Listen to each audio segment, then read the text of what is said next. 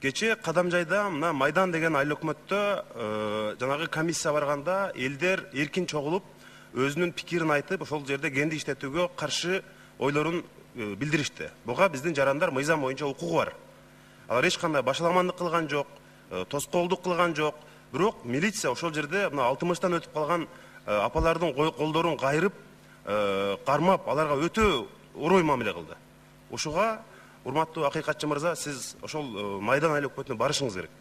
Өкмөттүн тиешелүү өкүлдөрү дагы угуп алса болот. Негизи мен мындай инвесторлордун келишине, кендердин иштешине каршы эмесмин. Бул бизге салык түшөт. Бирок бул жерде адилетсиздик болуп атат. Элдин үнүн сөзсүз угуш керек. Өкмөт Кытай компаниясы тарапты коргоп, өзүнүн элге каршы мындай мамиле кылбаш керек.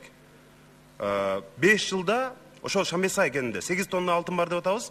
5 жылда 200 миллион сом Кыргызстанга берет экен. Анын 40 миллиону Майдан айыл өкмөтүнө. 1 жылда 8 миллион гана түшөт экен.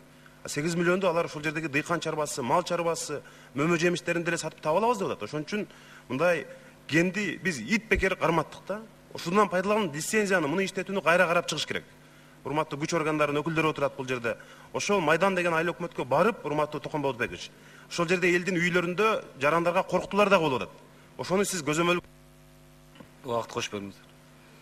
сөзсүз түрдө мына госгеологиянын жетекчиси өткөндө шайланып атканда дагы айттым эле. Сиз болуп барып ошол жерде эл менен өкмөттө мындай кадыр барктуу кишилер жокпу? Барып туура түшүндүрүп, элдин мындай макулдугун алып, алардын үнүн уккангачы тилекке каршы бизде күч менен мындай маселе чечилбейт. Ошону сөзсүз эске алышыңар керек. Күч менен маселени чечебиз деген бул жаңылыштык болот.